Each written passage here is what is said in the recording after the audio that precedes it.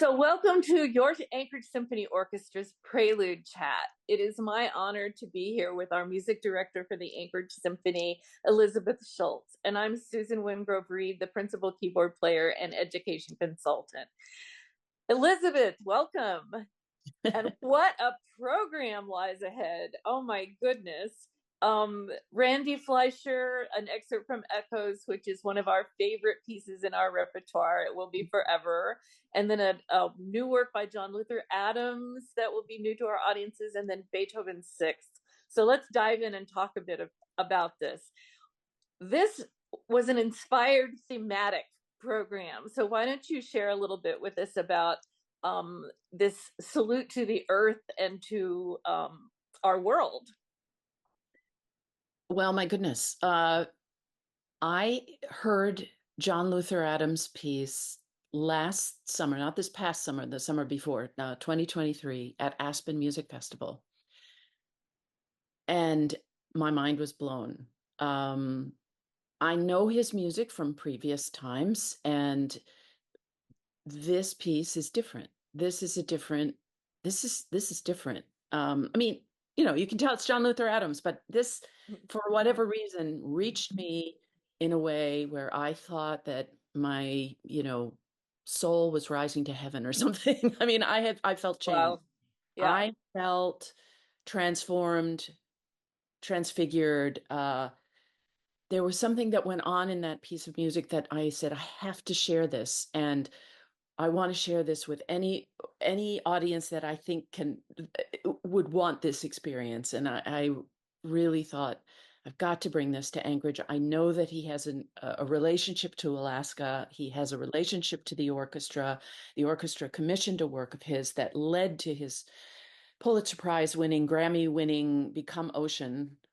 And but this is a new piece. This is a different piece. And the idea of being surrounded by process, by music that is meant to evoke gradual change, which is the earth's life. Sometimes in almost violent, jagged ways, but sometimes just serene. The fact that he could capture all that with six groups of instruments, two on the stage, four around the audience, um, each group going at a different rate. The percussionists, they have the hardest part, and the pianist is in there too, because they have to play many different rates, not in one group, but six different rates of process of time going on. The harmonic language is simple. Um, it's a lot of triads or arpeggiated triads of some sort. And it is meant, I believe, he says, the harmonic language sounds the same because Earth is made of the same things, but it's the combinations. It's the plate tectonics, the idea of the Earth changing and coming open again, all of the continents, how they move and interlock and then change again. And he does this with his harmonies over 42 minutes. All of a sudden you realize you've been taken to another place. And in the last 25 milliseconds of the piece, I'm not sure whether you hear a little bell, a little crotalis, a couple of them ring toward the end. And I don't know if that's the dawn of mankind or the dawn of the dinosaurs. I'm not sure exactly Sure. because it's the last 25 milliseconds would be, I don't know how long that is. It could be just the last fading of sound. Um, it's a dynamic piece. It is dynamic. It's sometimes overwhelming. Um, it's it's from a mind that can do this. I don't even know how he managed to conceive this, except that he thinks deeply, and I just think it's an experience. It is what it is grounded in is Beethoven and other classical procedures and composers. That's the thing that just thrills me, and that's why I paired the two works because I don't want to jump ahead, but those two works speak to each other. One is the 21st century man, human, who understands science and has had all this information about how the earth came to be.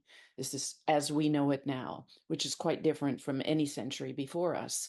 And his idea of creating creation process, which I think is just amazing, how he just unfolds the earth's life. Um, and then uh, you also have the human aspect, which Randy's piece brings in. It is a Athabascan prayer that he put to to music, arranged for a smallish ensemble. In this case, this is an excerpt from Echoes, and it is a prayer that is the gratitude of bringing back the animals. It is seated in a historic moment when there was either drought or famine or some sort of waste on the earth where the animals were died, things died away, and then this is to thank the creator for bringing back the animals, bringing back life to the people who are hunting for, in specific, the beavers have come back. And I thought, once again, this is, we start with a prayer, and we have a wonderful speaker at the very beginning of the program who will intone an Athabascan prayer and play traditional music. And then we go to Randy's Echoes excerpt, which is an actual song, prayer song. And then we go to a meditation on the earth from a 21st century perspective. And then on the other half of the program, we have one of the most beloved symphonies of all time. I go back and forth about whether it's Beethoven's greatest. In some ways, it is his greatest symphony. Um, it just, I think it has so much of him in it, which is great.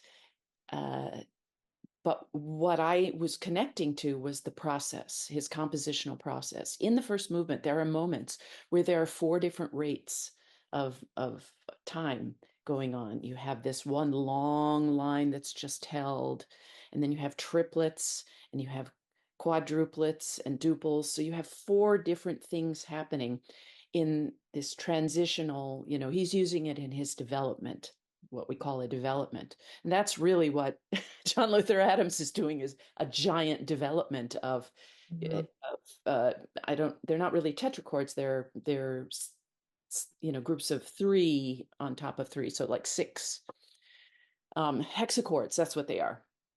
And anyway, Beethoven is going out into is depicting, or one, he says it's more feeling than actual pictorial Right.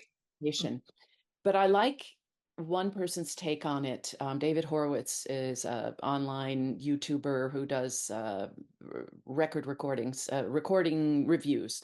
And he says, well, three of the movements of the five are feelings. All of the titles have to do with feelings, Mhm. joy, thankfulness. And the other two are depictions, the peasant dance and the brook and the river. So it is, if you look at it, it's 3-2. So it's more it's more feeling than actual pictorial. But both are in there. But the idea is just to evoke the awe and love of nature in the pastoral symphony. But when you look at the composition, when you take it down to how it's set up, how he works that, the repetition, I mean, especially in the brook, Yeah. it processes very gradually, and it's using repeated figures over and over again to lull you into this idea of continuity and flow. And he's doing it in the 19th century, brilliantly and gloriously within the language that he speaks and his audience would understand.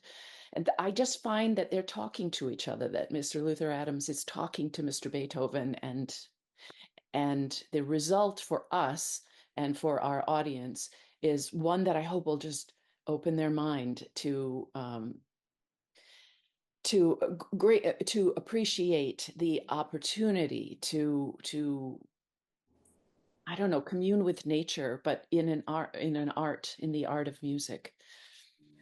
I It's was an I was really opportunity. struck I was really struck with the phrase sonic geography in Mhm, reference to things I read about the Adams piece when I was doing research for my program notes, and then applying that same term to Beethoven.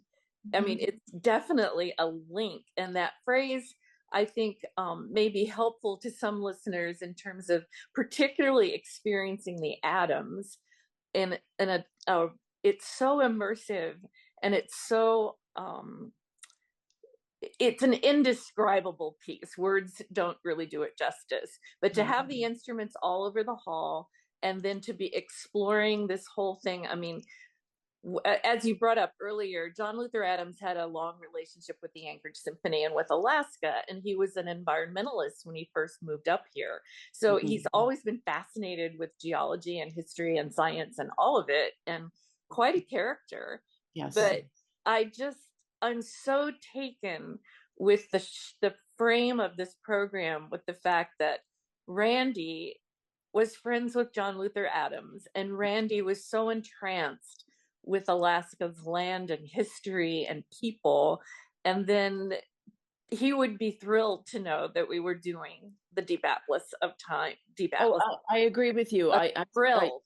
absolutely. I would just say this. It has always been my wish and my understanding, because Randy was a very close friend of mine, as a colleague, Yeah. and we grew up together. I mean, we have very similar backgrounds in terms of training and just ideas about programming and all of those kinds of things. We just are of a generation. And the idea of new music is absolutely ingrained in Mhm. was in him as well. And the curiosity and excitement that he always had. I just want to continue that trend, but I also think of this in some ways as a beautiful memorial to Randy. I believe that this is a concert that he would have programmed. I mean, Oh, to definitely. me, it's a no-brainer, but And he loved Beethoven as you do, just yeah, loved Beethoven. So it right. is Randy's trademark Yeah. I through just your vision and artistry and the musicians. It's just, it's brought back, instead of looking back in grief, it's brought back so much joy to good. think about him and his legacy with us and his bond with us. So, Well, when you think about Beethoven, the piece that we did the last concert, Fate Now Conquers, you where Beethoven took a passage from the Iliad, and which was Hector saying, I may go, I may be killed now, or I may die now, but I hope that my renown, that people remember me after, and in that I become immortal. And certainly Beethoven, through his music, that he would become immortal. And for us in Anchorage and beyond, Randy left echoes for us, yeah. and also all of us who knew him continue on those traditions. So that's a wonderful thing too. That's a good resonance in the piece. That just made perfect sense in terms of pulling this concert together.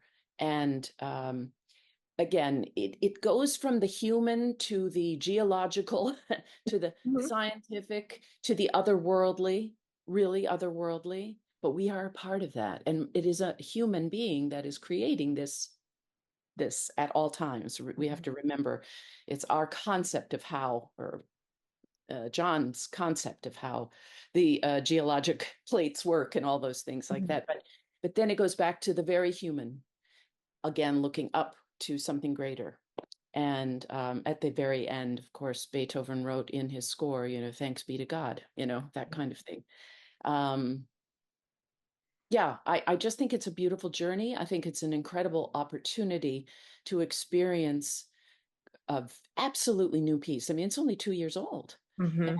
um, it's it's groundbreaking in that groundbreaking. I guess that's a little too, Yes. too punny, Yeah. but whatever. It is spectacular for me to be able to have this opportunity to bring it to the Anchorage, and for the orchestra, of course, to bring it to Anchorage and our audiences.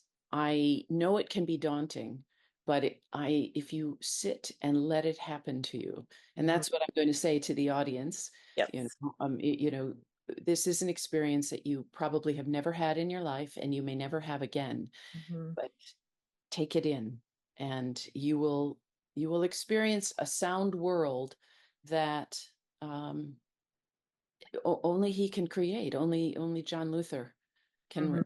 really pull together like this, and I think he does so absolutely masterfully. I mean, yeah. And we've had one rehearsal, so Yes. you know, And it it was it's it was really overwhelming. exciting at our first rehearsal on this piece to play and hear the whole thing without stopping.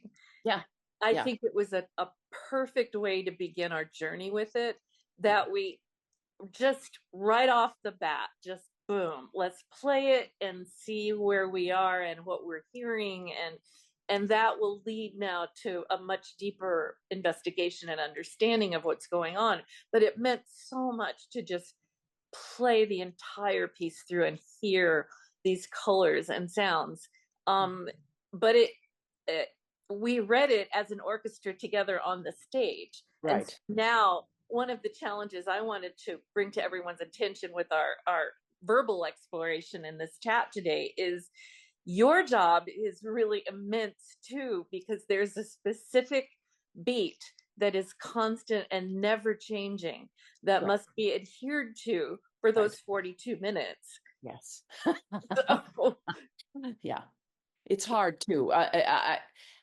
There are moments where I think I sped up a little bit, but I pretty much was yes. trying to stay at uh, 7, and because sometimes the music pushes because it's going at, I think when I say it's going at 6 different rates, there is a bar that has 4 quarters in it, or I'm beating 2 half notes right. in that bar.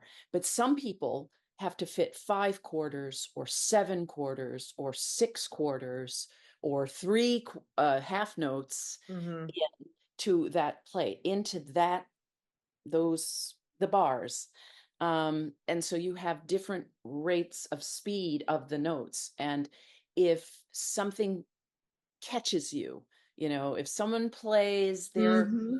5 tuplet really strong, it can draw the whole world into that must be the downbeat. So you have to be really, really careful, because he's not writing about bars. He's writing about the whole process of what he hears, how he thinks the earth is developing, coming together, and textures, and all the kinds of things that the dynamic, geologic dynamism. And yeah, that's hard sometimes to just be Hmm. really, there. And every single group comes in at different times. However, I will say that there is a periodicity of the piece. It's often worked in these 6 bar groupings, sort Hmm. of. And part of that again is these 3 groups of 3 notes that are consonant, but are placed on top and have different relationships. And Hmm. all of a sudden something else is. It's just ingenious the way that he's worked it. Hmm. But yes, it is hard to pull together. And if I have certain hand signals that I've told the orchestra to look for. And if I do anything that looks like it's about to happen, like I'm trying to show a crescendo or something, people are like, don't do it, because Yeah. we don't know if you're at T or if you're at Yes. S. Yes. So in the end, I am doing exactly what conductors were meant to do at the very, very beginning of time, which is Yes. timekeeping. That's exactly it. Interpretation, no, let the music happen. And it's a great lesson that way too. Yes. Well, Elizabeth, we're all so excited about the program and the rest of the season. We've been off to a great start with our opening concert, and now I think this program is a gift to us at a time where it's going to be lovely for our audience and for the musicians to just forget the world right now, come together the first weekend of November and just get into this musical sound wave of humanity and the earth and Yeah. remembering Randy and Beethoven. I mean, it's a really cool program. So So I'm glad you feel that, and I hope that our audiences will be able to embrace that and think bigger outside of the existing world, but out into the beauty that surrounds us and the miracle of creation. It really is. absolutely. Absolutely. Elizabeth, looking forward to the concert and to what comes afterwards. And thank you so much. And off we go. Thank you for supporting your Anchorage Symphony Orchestra, and we'll see you in the concert hall, everyone.